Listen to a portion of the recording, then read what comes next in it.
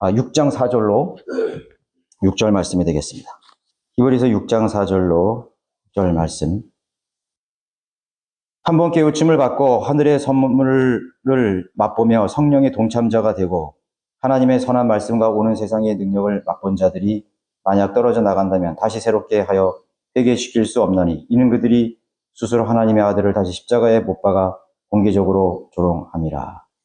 네, 말씀을 위해서 한번 기도드리겠습니다. 높고 위대하신 아버지 하나님, 참으로 저희들이 주님의 은혜가 아니면 이 자리에 와 있을 수 없습니다. 모든 것이 주님의 자비고 주님의 선하신 인도였고 참으로 한량없는 하나님의 은혜였습니다. 아버지 하나님, 어리석은 저를 또 이 시간에 세우셨사오니 저를 감추어 주시고 오직 성령께서 이 말씀에 기름 부어 주시고 충만케 해주셔서 주 예수 그리스도만이, 이 말씀만이 우리 각자의 각인의 그런 마음속에 잘 진리의 지식으로 또 믿음으로 잘 심겨질 수 있도록 또 놀라운 하나님 기대하시는 그런 열매를 거둘 수 있도록 효과적으로 역사해 주시기를 원합니다. 이 시간을 주님께 의탁드리오며 주 예수 그리스도 이름으로 기도드렸습니다. 아멘. 네, 오늘 강론드릴 말씀의 제목은 오해받는 구절. 특별한 질문은 없습니다. 오해받는 구절. 라는 제목으로 말씀을 드립니다. 이 히브리서 전체도 그렇지만은 오늘 우리가 읽은 이 구절은 정말 많은 사람들이 오해하는 구절이고 또 왜곡해서 설명하고 설교되는, 가르쳐지는 거짓 교리를 양상하는 그것을 뒷받침하는 구절이 되겠습니다. 진리라는 것은 영원히 변하지 않는 법이고 기준인 것입니다. 성경이 진리의 책인 이유는 불변하시는 하나님의 입에서 나온 말씀이기 때문에 그런 것입니다. 하나님은 한 분밖에 안 계시죠. 창조주는 한 분밖에 계시지 않습니다. 그 유일하신 참 하나님, 창조주 하나님, 만물의 주인이신 하나님의 입에서 나오는 말씀이기 때문에 불변하지 않는 진리가 되는 것입니다. 새로운 성경을 만든다는 것은 진리를 변개시키는 것이죠. 진리를 바꾸는 것입니다. 그것을 성경은 부패시킨다고도 말하고 있습니다. 그래서 변개된 성경은 부패된 성경, corrupted라고 말하는 마귀가 이브를 자신의 종으로 만들었던 방법은 바로 하나님의 말씀을 변질시키는 것이었습니다. 그 단어를 바꾸는 것입니다. 변질시키는 것입니다. 처음에 하나님께서 사람에게 동산의 모든 나무에서 나오는 것을 내가 마음대로 먹을 수 있으나 동산에 있는 모든 나무에 있는 것을 마음대로 먹을 수 있다고 했습니다. 그런데 뱀은 이브에게 교묘하게 그 말씀을 바꿔버렸죠. 어떻게 바꿨습니까? 너희는 동산의 모든 나무에서 나는 것을 먹지 말라 하시더냐? 하나님께서 마음대로 먹을 수 있다고 freely라는 말은요, 값없이란 말이에요. 값없이. 우리가 복음을 값없이, 목마른 자는 값없이 그 물을 마시게 하려고, 생명수를 마시게 하려고. 하나님께서 값없이 먹을 수 있다고 그랬는데 먹을 수 없게끔 만드는 거예요. 먹지 말라고 하는, 먹지 말라 하시더냐. 부정문으로 바꿔버렸습니다. 하나님께서 먹지 말라고 하시는 것은 그 동산의 모든 나무가 아니라 딱 한 그루의 나무였습니다. 선과 악의 지식의 나무만 먹지 말라고 했던 것이죠.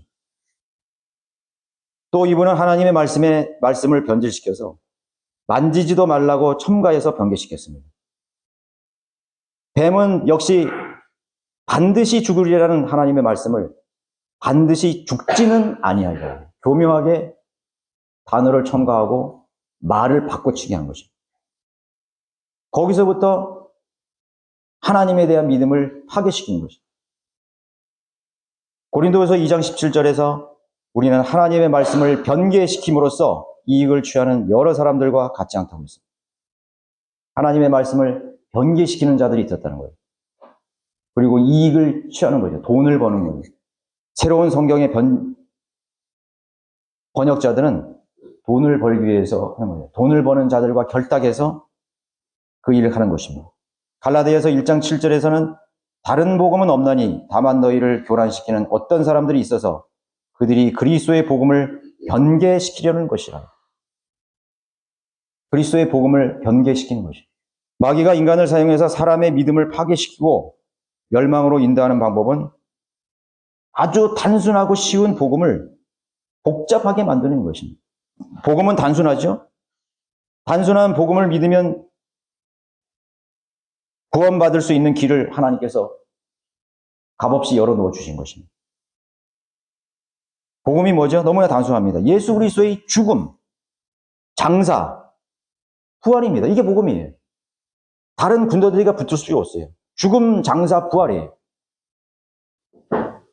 영원히 지옥에서 형벌받을 수밖에 없는 우리 마귀에 저식했던 죄인들이 예수 그리스도의 대속의 죽임, 갈보리에 행하신 그 죽음과 장사, 부활을 마음으로 쳐다보고 그분을 쳐다보고 믿기만 하면 즉시로 구원받는 것입니다.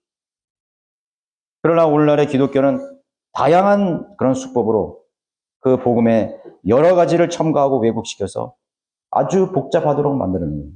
그게 뭐냐면 종교로 만드는 겁니다. 뭐 하라, 뭐 하지 말라, 뭐 열심을 내라, 이거 해서는 안 된다, 뭐 참여해라. 막 이렇게 하면서 말이죠. 무슨 의식을 받으라, 세례를 받으라, 학습을 받으라, 주일 성서하라, 끝까지 견디라. 뭐 복잡한 것을 많이 만들어냈습니다. 사람들이 혼란 속에 빠져버렸죠. 무엇인가를 해야 할 것처럼 그렇게 만들어 놓은 것이 오늘날의 배교한 부패한 기독교인 것입니다. 뿐만 아니라 성경이 가르치는 교리들을 변개시켜서 거짓 교리를 만들어 놓은 것 같아요. 우리가 열 곳의 교회를 가는데 만약에 여러분들이 열 곳의 다양한 교회를 가면은 그 10개의 교회들이 가르치는 교리가 전부 달라버려요. 성결교회 갔더니 성결교회는 또 다른 말이에요. 장로교회 갔더니 장로교회는 다르고, 천주교 갔더니 천주교회 다르고, 안식일교회 갔더니 안식일 다르고, 다 가르치는 것이 다 달라요. 그렇게 복잡하게 만드는 거예요. 그래서 죄인들이 단순한 복음을 마음으로 믿고 구원받을 수 있는 그런 길을 닫아버린 것이죠. 왜 그렇습니까? 바른 성경에 근거한 바른 성경적 교리가 없기 때문인 것입니다. 오늘 다룰 본문은 단순한 교회 시대의 은혜의 복음을 어렵게 만들려는 행위 구원을 뒷받침하기 위해서 자주 사용되는 구절이죠. 구원의 확신을 갖지 못하도록 하는 구절이에요. 자, 첫 번째로 히브리서의 청중은 누굽니까? 히브리서의 청중은 그리스도인이 아니에요. 여기 히브리서의 독자, 이 히브리서의 서신을 받은 그 대상은 그리스도인이 아니라고.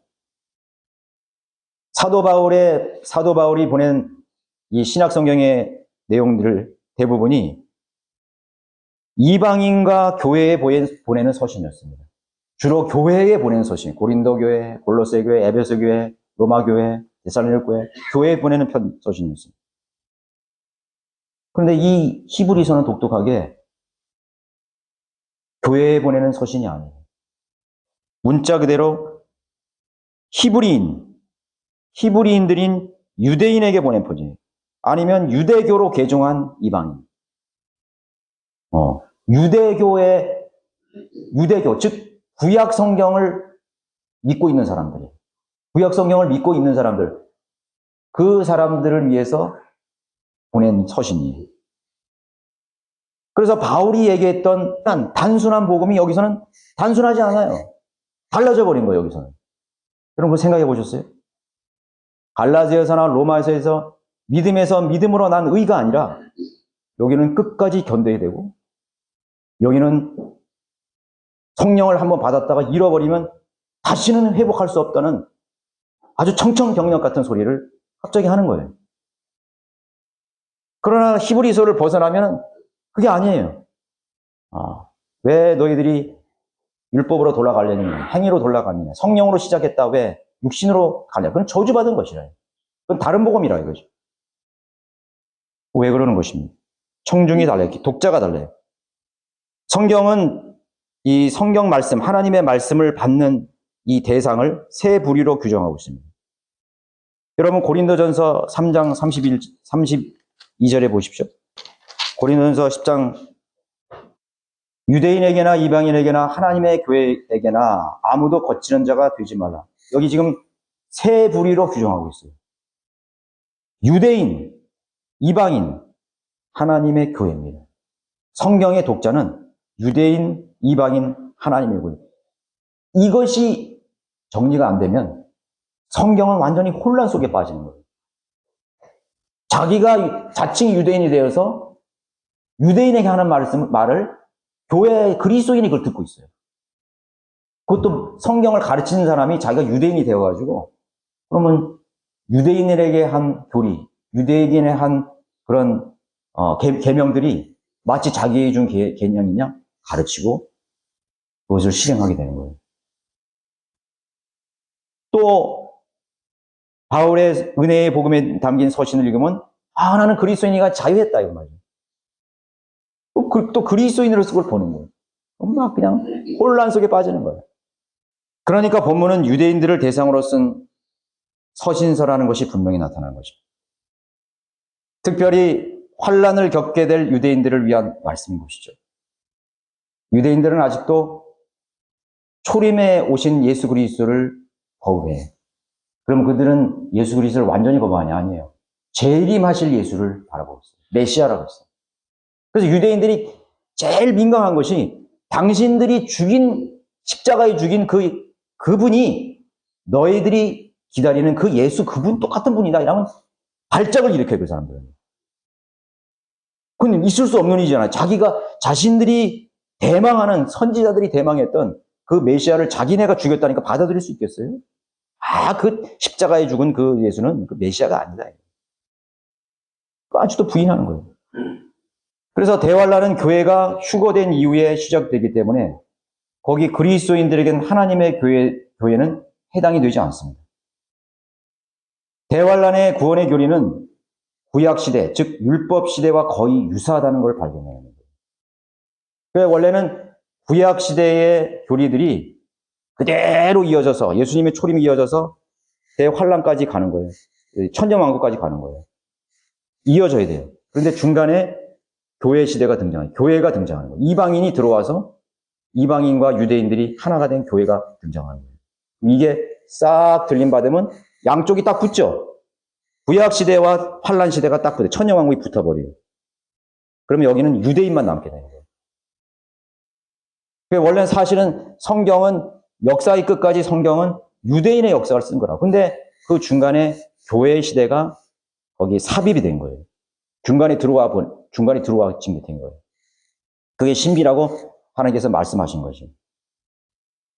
그러나 이방인들이 들어왔기 때문에 이 사람들은 율법을 몰라요. 우리는 율법을 모릅니다. 우리 율법과 상관이 없어요. 예수 그리스도의 그 초림에 의한 은혜로 우리가 구원받는 시대를 열어놓으신 것이. 그때 하나님께서 유대인들도 그러면 그 안으로 들어올 수 있다고 길을 열어주신 거예요.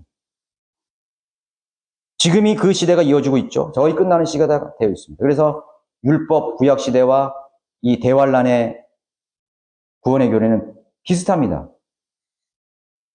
단순하게 요약하면 믿음과 행위가 함께 요구되는 시기예요.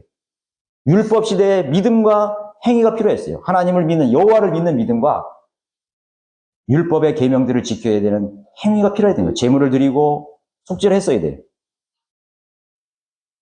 대환란 시대도 마찬가지입니다. 대환란 시대는 좀 다르죠. 행위와 믿음인데 믿음이 뭐냐? 예수 그리스도에 대한 믿음으로 바뀐 거예요. 왜? 예수 그리스도가 초림을 이미 지나갔으니까. 그래서 예수 그리스도를 믿는 믿음과 함께 율법을 지켜야 되는 거예요. 율법의 조항이 살아나는 것입니다. 그래서 베드로가 사도행전 2장에서 너희가 죄를 사함 받은 것으로 인하여 예수 그리스도의 이름으로 침례를 받으라고 말한 것입니다. 바뀌어버렸어요, 거기서. 네. 율법을 지키지 않는 것이 아니에요. 율법을 함께 지키면서 예수 그리스도 이름으로 침례를 받으라고 했어요. 그래서 침례도 과도기적인 유대인들에게는 구원의 그런 조건이 되는 것입니다. 그거를 이방인들이 우리가 하려고 그러니까 침례에 의해서 구원을 받아낸다. 그래서 침례받고 세례받아야 구원받는다는 그러한 교리가 오늘날의 교회들에게 정립이 되어버린 거예요. 자, 두 번째는 이 구절이 행위 구원을 뒷받침할 수 있는가, 정말로. 정말 그런가요? 행위 구원을 주장하는 사람들이 이 구절을 굉장히 많이 이야기해요. 그러나 정말 이 구절이 행위 구원을 뒷받침하는 것인가? 우리 현대의 행위 구원을 말하는, 교리를 말하는 그런 교회들이, 무리들이 정말 여기에 입각해서 가르치는 거예요. 오늘날 행위가 요구되는 구원 교리를 주장하는 무리들은 구원받은 다음에, 구원받는다는 뭐죠? 성령을 받은 사람이 죄를 지으면 그 구원을 상실하게 된다고 가르쳐요. 구원을 잃어버릴 수 있다고 말하는 거예요. 교회 열심히 다니다가 한 1년 교회 안 나오고 그래요. 타락했어. 아유, 이 사람 구원을 잃어버렸구나. 그렇게 말하는 것입니다. 구원을 그리고 이 구절을 하는 거예요. 잃어버릴 수 있다고 말하는 거예요. 그러면 그 사람이 다시 내가 잘못 살았구나 하고 또 돌아와요.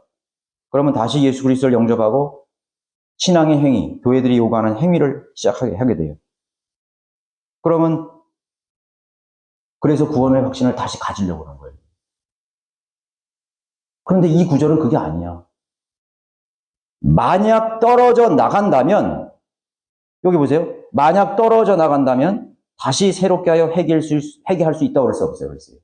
오늘날의 행위 구원자들은 한 번 구원받고 구원을 잃어버리면 완전히 상실한다고 가르치지 않아요.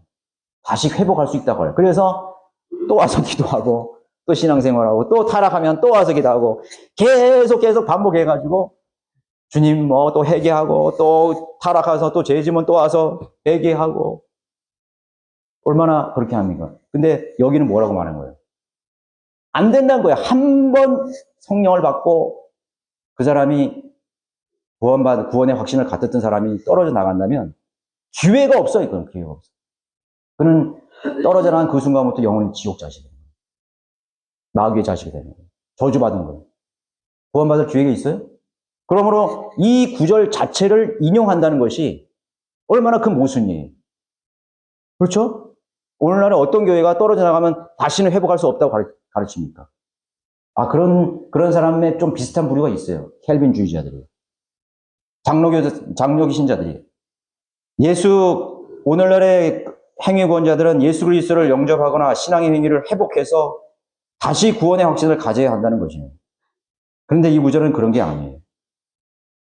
구원을 잃어버리면 다시 회개하고 또 그렇게 회개하고 반복해야 한다는 그런 게 아니에요.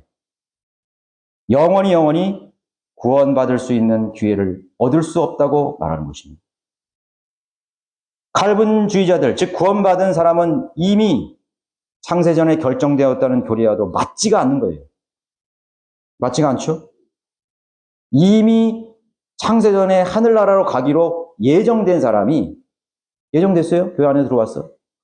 근데 그 사람이 타락했어.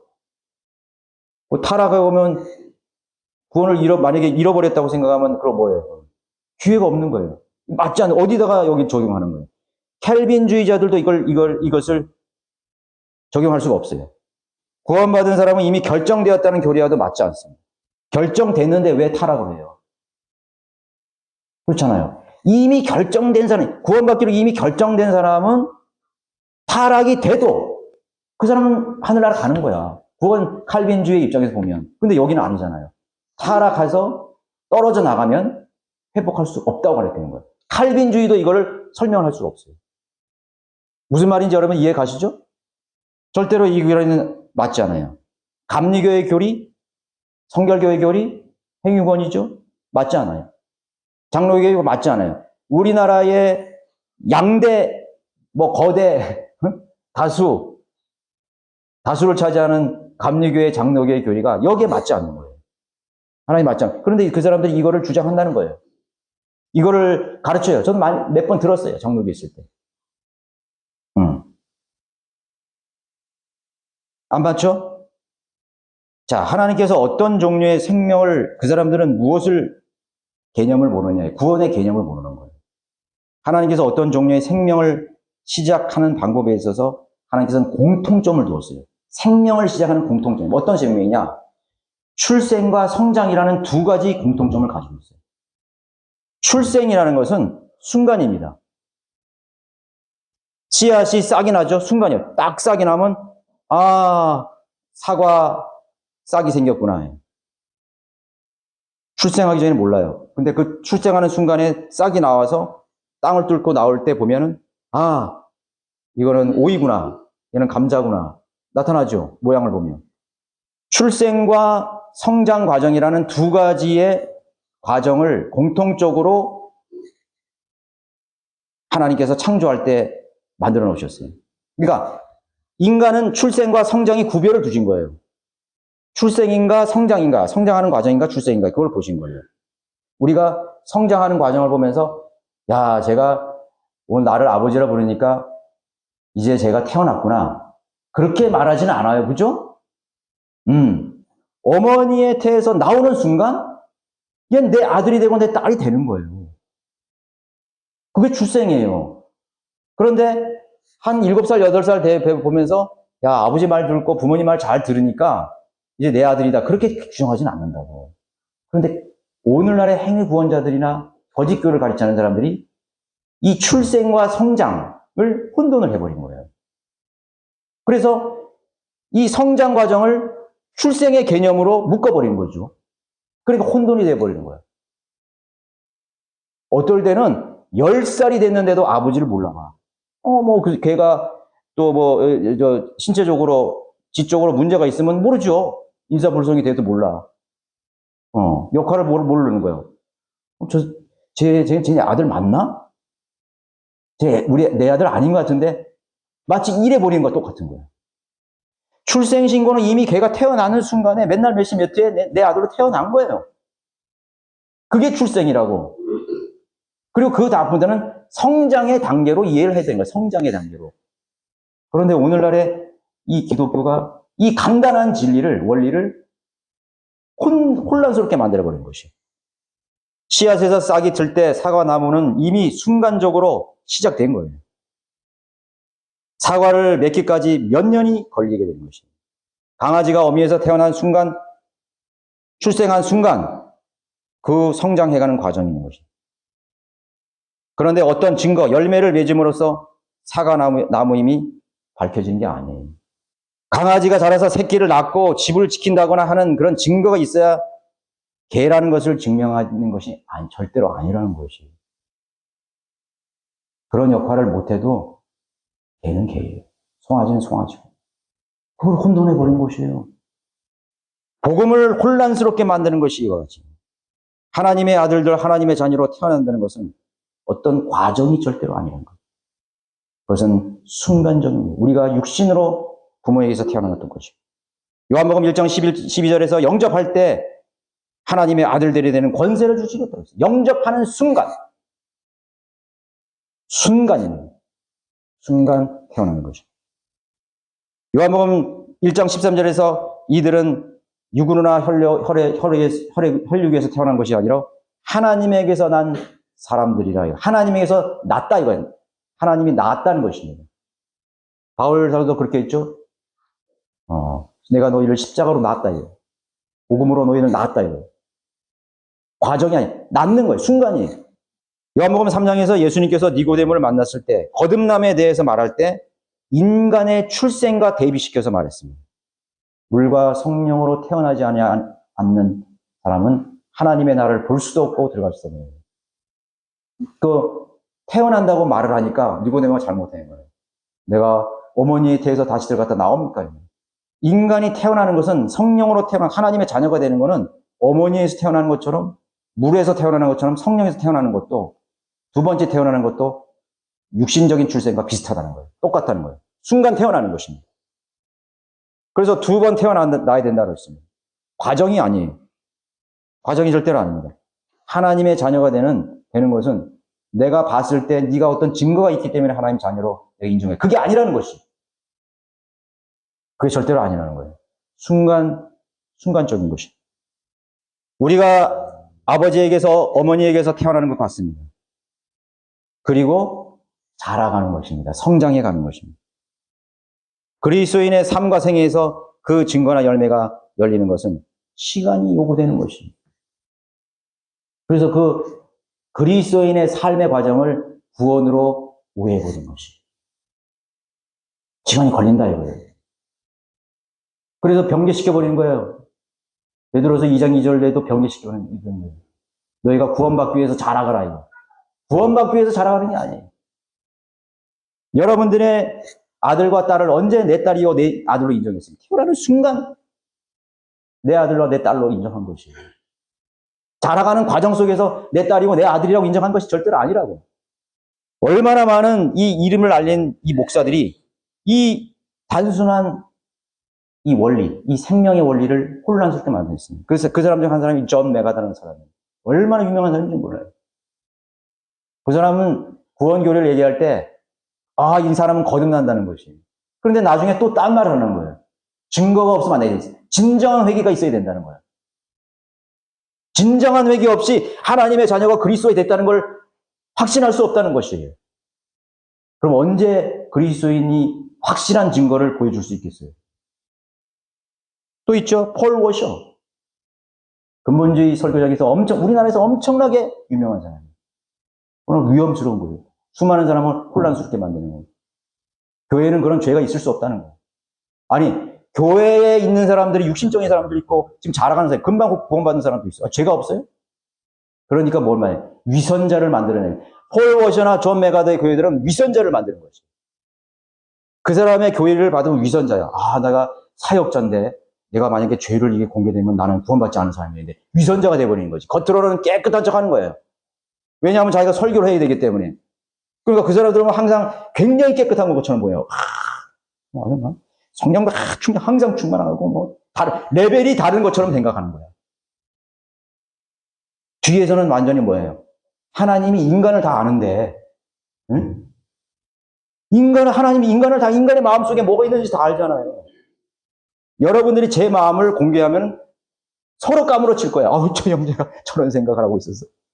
저 자매가 저런 생각을 하고, 사람의 마음에서 나오는 것들이 시기와 다툼과 분쟁과 음란과 간음과 악한 생각과 증오와 하나님을 모독함과 모든 악한 것이 인간의 마음으로부터 나온다고 말했습니다. 그러니까 예수님께서는 인간의 마음을 다 아신다는 거예요. 그런 사람들이 자기가 뭔가 성화되어갖고 영화로운 성스러운 사람이 돼서 이제는 완벽한 구원의 증거를 가지고 있다고 그렇게 주장하는 사람들이 자기의 취부를 드러내겠어요? 근데 항상 거룩한 척 하는 거예요, 그 사람들 보면. 성령 충만한 것 같고, 하나님과 맨날 동행하는 것처럼 생각하고 말이죠. 또 있죠, 그런 유명한 사람을 했죠. 레리 컴포트라는 사람. 이 사람은 한술 더 떠가지고, 그 캘리포니아 그냥 그 거리를 다니면서 복음 전도를 하는 거야. 근데 그 사람이 복음 전도를 하는 걸 딱 들어보면요. 여러분들이 술을 끊어야 되고, 간음을 끊어야 되고, 도둑질을 끊어야 되고, 다 끊어야 된대. 그래야 구원받는데. 자, 그러면 내가 술을 끊고, 간음도 끊고, 음행도 끊고, 도둑질도 끊고, 사기도 끊고, 다른 사람하고 다툰 거 끊었다 이거죠. 그럼 마음속에 있는 그 죄는 어떻게 할 건데? 우리 마음은요, 죄를 만드는 공장하고 똑같아요. 죄를 만드는 내가 술을 끊고, 내가 간음을 끊었다 해도, 예수님 그랬죠? 누구든지 여인을 보고 음욕을 품는 자마다 그 마음에 이미 그 여인각으로 가늠하는 거예요. 누구든지 형제를 보고 미워하는 자마다 이미 너는 살인자다 이거야. 그 문제는 어떻게 할 건데? 내가 행위로 그거를 끊었다 할지라도 내가 술을 끊었어. 근데 술 생각나는 건 어떻게 할 건데? 술 생각나는 것 자체가 벌써 술 먹은 거예요, 그 사람은. 아세요? 마약을 끊었어. 근데 마약 해야 되는데 그냥 억지로 끊는 거예요. 그럼 마약 한 거예요, 그 사람은. 하나님께서 우리를 심판하실 때는 우리의 마음의 생각과 의도를 같이 심판하시는 거예요. 누가 하나님 앞에 설 수 있겠어요? 그러니까 위선자가 될 수밖에 없는 거죠. 그리고 돌아다닌다고요. 많은 복음을 전한다는 사람이 이런 식으로 복음을 전하는 거예요. 어떤 진짜 거듭난 그리스도인이 막 항의해요. 당신 잘못 설교하고 있다고요. 그러면 그 사람이 이렇게 말해요. 육신으로는 하나님의 나라를 상속받을 수 없다고 성경에 고린도전서에 말했다 이거예요. 그거는요, 그것도 혼돈하고 있는 거지. 우리가 상속받을 수 있는 거는요, 상속하고 출생하고 다른 거예요. 자녀라고 다 상속받는 게 아니잖아요. 대기업의 CEO가, 사장이 자녀들이 몇 명 있는데, 저 아들은 내가 상속 안 줄 거야. 그럼 끝나. 왜? 내 말 안 들으니까. 그러나 내 자녀야. 내 아들이라고, 내 딸이라고. 그거 똑같은 거예요. 그리스도인이라도 우리가 이 세상에서 하나님 말씀대로 경건하게 살고 거룩하게 살지 않으면 상속받을 수 없어요. 상속받을 게 없어요. 주님을 위해서 일하지 않으면 상속받을 게 없다고. 그걸 말하는 건데 그거를 구원에다가 연결을 시켜버려. 뒷받침하는 구절로 말해버리는 거예요. 하나님의 나라를 상속받을 수 없다 이거예요. 상속이잖아요. 그건 상속. 그 사람은 단어조차 구별 못하는 것이지. 왜 하나님께서 단어를 변개시키지 말라고 그랬을까요? 바로 그런 문제들 때문에 변개시키지 말라는 거예요.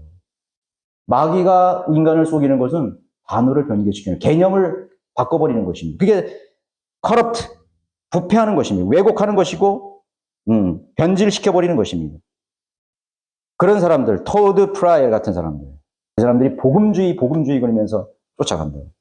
얼마나 많은 한국교회 목사들이 거기에 영향을 받아버린 거예요. 거룩한 삶이 출생이 아니라고요. 열성을 내는 것이 출생이 아니에요. 그렇다면 우리가 저 외국에 나가서 그 죄인들에게 복음을 전할 필요가 없고 우리가 거리에 나가서 순회 전도하면서 그렇게 애쓸 필요가 없어요. 교회에 어떻게든 교회 데려와가지고 그야말로 경건한 사람, 거룩한 사람을 만들어야지. 그래야 구원받은 사람. 누가 그렇게 하겠어요? 진리를 알리지 못하기 때문에 그 사람들은 하나님 앞에 헌신할 수 있는 기회마저 다 빼앗겨버립니다. 믿음으로 구원받는 것이 너무나 간단한 거죠. 그들은 오히려 사람들을 혼란스럽게 만드는 겁니다. 그게 바로 거짓 교리를 확산시키는 것입니다. 확산시키는. 오히려 마귀들은요, 유명한 목사를, 사람을 유명하게 만들어가지고 사람들을 믿음을 파괴시키는 거죠. 복음을 가로막는 거죠. 네. 빌리그레함은. 빌리그레함은 처음엔 안 그랬죠. 킹제임스를 하나님 말씀이 있었을 때는 안 그랬어요. 그러나 현대어권으로 돌아서면서 로마 가톨릭과 손잡고 예수 그리스도의 이름을 부르는 모든 사람은 다 구원받을 수 있다. 로마 가톨릭도 구원받을 수 있고 모슬렘도 하나님 이름 부르는 구원받을 수 있다. 에큐메니컬 운동을 벌였습니다. 그들은 진정한 회개를 주장하는 것입니다. 진정한 회개. 그러니까 그게 침례 요한의 설교 있잖아요. 회개에 합당한 열매를 맺고 그 구원의 교리 아니에요. 회개에 합당한 열매를 맺으라 해요. 회개라는 것은요, 그 사람들이 구약이 말하는 회개가 아니라고. 우리는 예수 그리스도께서 구약의 모든 조항들을 다 십자가에서 성취해 놨어요. 우리가 못하는 그 모든 조항들을 십자가에서 다 성취해 놨다고. 누구든지 여인을 보고 음욕하는 자마다 가늠하였느라 십자가에서 다 해결했어요. 누구든지 이웃의 물건을 탐하는 자마다 도둑질하였느니라 십자가에서 다 해결해 놓으셨다고요. 그것을 인정하는, 그걸 받아들인 거예요. 복음을 받아들인다 하면서 행위를 붙들고 거룩한 삶을 끝까지 붙들려고 하는 사람은 그 사람은 저주받은 사람이에요. 예수님께서 행하신 일들을 인정하기 싫어하는 사람입니다. 이런 사람들로 인해 교회 안에는 두 가지 양상이 벌어집니다. 하나는 어느 정도 신앙의 경륜을 가진 사람들, 목사나 사역자의 위치에 있는 불의의 신자들을 더 위선자로 만들어 버리는 것이죠. 그들은 죄에 대한 자백을 할 수가 없어요. 자백할 만한 죄를 지어서는 안 되는 거예요. 그러니까 나중에는 구원파까지 나오는 거예요. 난 죄 없어. 난 죄 없다 이거예요. 우리는 회개하고 자백이 있잖아요.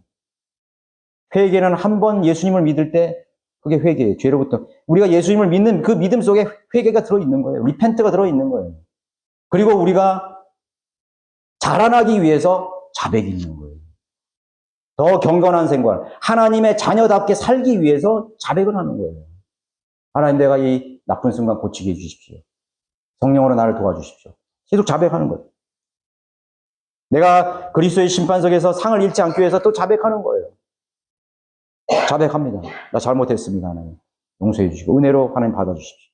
그래서 십자가에 보혈 가서 자백 드리는 거죠. 죄에 대한 자백을 할 수 없거나 자백할 만한 죄를 지어서는 절대로 안 되는 것이에요. 얼마나 무섭겠어요.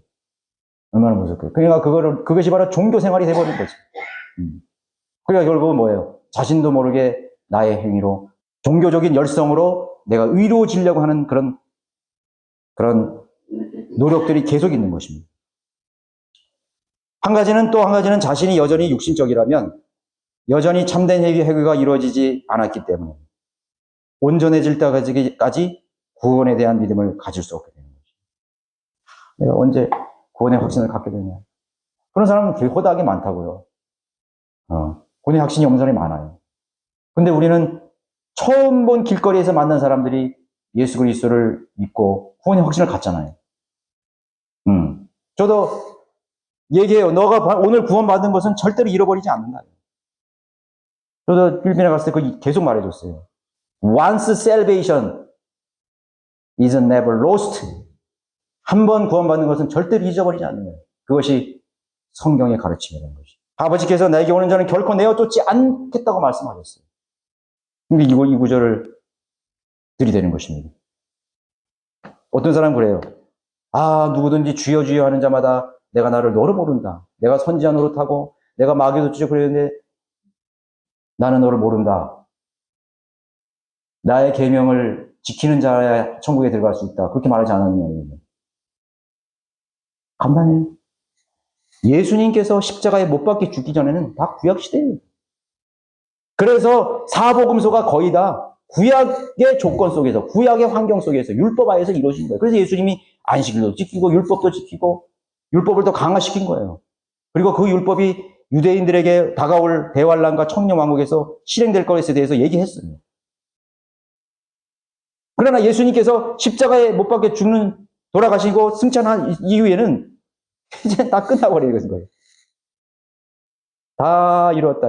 피니시. 끝났다. 피니시라는 거는 다 끝났다는 거예요. 우리 성경에는 다 이루었다 똑같은 말이죠. 예수님은 그 영어에서는 피니시라 했어. 다 끝났다 이거예요. 율법을 다 지켜야 되는 거 끝났다. 내가 말한 거 다 끝났다 이거예요. 그래서 예수님은 완벽한 인생을 사셨고 온전한 인생을 사셨고 한 번도 죄를 짓지 않으신 분이 율법의 모든 요구를 다 완성시켜준 분이에요. 그분의 죽으심, 그분이 우리의 모든 그 율법의 정죄 속에서 죽어간 거예요. 거기에 내가 달린 것이. 나는 끝났다 이거예요. 나는 새로운 피조물이 되었어요.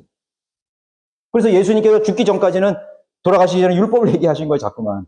내가 부자가 왔죠. 젊은 그 부자 청년이 내가 어떻게 하면 내가 뭘 했고 11조도 내고 뭐도 했고 뭐도 재물도 바치고. 근데 예수님이 너 한 가지만 안 했다. 너 재산을 팔아서 가난한 자에게 나눠주라 이거예요. 이건 아니에요. 가난한 자에게 나눠주라 이거예요. 그랬더니 그 청년이 시무룩해가지고 실망해가지고 돌아갔다 이거예요. 지킬 수 없기 때문에. 그 예수 그리스도의 복음을, 간단한 복음을 몰랐기 때문에, 단순한 복음을 몰랐기 때문에 혼란 속에 빠지고 다른 사람 혼란 속에 빠지는 것이죠. 더군다나 히브리서의 이 구절을 절대로 이해 불가능한 구절로 취급하여 하거나 영적이거나 또 엉뚱한 시대에 적용해 버릴 수밖에 없는 것이죠. 그래서 이 구절들을 안 맞으니까 또 자기들이 또 이 구절을 연구해 보니까 안 맞거든요. 그러니까 이거 영적으로 해석해야 되고 이건 문자적으로 아니고 영적이다 이거죠. 그러한 여호수아와 또 광야에서의 삶, 가나안 땅에 들어갈 때 그 안식의 땅에 들어가는 건 맞아요. 천년왕국에 들어가기 위해서는 떨어져 나가면 들어갈 수가 없는 거예요. 그걸 말하는 것이죠. 그러나 이건 미래에 대한 것이지. 환란교리라는 걸 알아야 됩니다. 환란 성도들의 부활, 환란 성도들의 휴거에 참여하기 위해서는 끝까지 견뎌야 되는 것이죠. 떨어져 나가면 안 돼요. 새롭게 할 수 있는 회개가 없어요. 할 수 없습니다. 세 번째는 교회 시대는 구약 시대와 환란 시대의 중간에 위치하는데 교회가 휴거된 후에는 여기 마찬가지죠. 율법, 안식일, 성정 경배가 부활되는 것입니다. 그 맥락에서 기록된 성경인 것입니다. 끝까지 견뎌야 된다 이거죠. 그리스도의 동참자가 된다 이거죠. 환란 성도들이 유대인들이 구원받기 위해서는 즉 오는 세상의 능력을 맛본 자들이 유대인들이 뭘 맛보았죠? 사도들의 표적과 기사들이죠. 그걸 경험했습니다. 대환란 속에서 많은 이적들이 있을 거예요. 모세와 엘리야가 중간에 나타나서 이적을 보일 겁니다. 죽은 자들이 막 살아나고 말이죠. 표적과 기사들이 막 해요. 또 적그리스도도 표적과 기사를 행해요. 그걸 맛봤어요. 그런 자들이 어떻게 되냐? 짐승에게 경배하는 거예요. 끝까지 견디지 못하고 그 적그리스도에게 경배하는 거예요. 순종하는 거예요. 복종하는 거예요. 경배하는 것입니다. 또는 박해나 핍박에 견디지 못한다는 거예요. 떨어져 나가면 다시 새롭게 하여 회개시킬 수 없다고 말하는 구절인 것입니다. 이 시대는 신약 시대, 이런 교회 시대의 거듭남이 개념이 아니에요. 그런 개념이 아닙니다. 자, 결론적으로 은혜 시대의 거듭남과 구원의 교리는 분명하죠. 출생은 하나님의 자녀가 되는, 하나님의 가족이 되는 것입니다. 여러분의 몸속에 있는 뭐가 흐르고 있어요? DNA가 있어요, DNA. 아버지의 어머니의 DNA가 여러분들의 세포에 가득 차 있어요. 전부 아버지 어머니의 DNA일 것 같아요. 그거 바꿀 수 있어요? 바꿀 수 있는 게 아무것도 없다고. 그게 출생의 비밀이라고요. 신비라고요. 하나님의 자녀가 됐다 이거죠. 예수 그리스도의 살과 피가 들어온 거예요. 영적으로 들어온 거예요. 바꿀 수 없어요. 하나님의 DNA가 오늘 여기 흐르고 있는 거예요. 바꿀 수 없어요. 어떤 것도 바꿀 수 없어요. 그럼 죄지면 어떻게 되냐 이거. 이 땅에서 징계가 있는 거죠. 너무 단순하잖아요. 징계가 있잖아요. 술 취하고 도둑질하고 거짓말하고 하나님 잘 안 섬기고 하나님 뜻을 거부하고 말 안 듣고 징계가 있는 거예요. 그렇죠? 징계가 있다고요. 그래서 하나님의 자녀들은 하나님을 두려워하는 것은 구원을 잃을까 봐 두려워하는 거 아니에요. 징계 때문에 두려워하는 거예요, 하나님을. 야, 내 구원 잃어버리면 어떻게 하나? 그 두려움이 아니라고. 내가 하나님의 자녀답게, 하나님의 아들들답게 못 살기 때문에 아버지로서 나를 징계할 텐데. 그거 두려워하라 이거예요. 그걸 깨우치라 이거예요. 징계가 왔을 때 내가 아버지 아들답게 살아야 되겠구나. 순종하며 살아야 되겠구나. 돌이킬 수 있는 거죠. 너무나 간단한다는 것입니다. 그리스도의 몸이 우리가 몸 안으로 들어왔잖아요. 그리스도의 몸이 되었어요. 몸이 되었다는 같은 유전자라는 거예요. 교회는 그리스도의 몸이잖아요. 그분은 우리의 머리고. 같은 유전자라는 거예요. 영적인 유전자를 같이 받은 거예요. 성령을 통해서 하나님을 아바 아버지라 부르고 부자 관계가 형성된 것입니다. 바꿀 수 없어요. 가족, 자녀가 된 사실은 바꿀 수가 없습니다.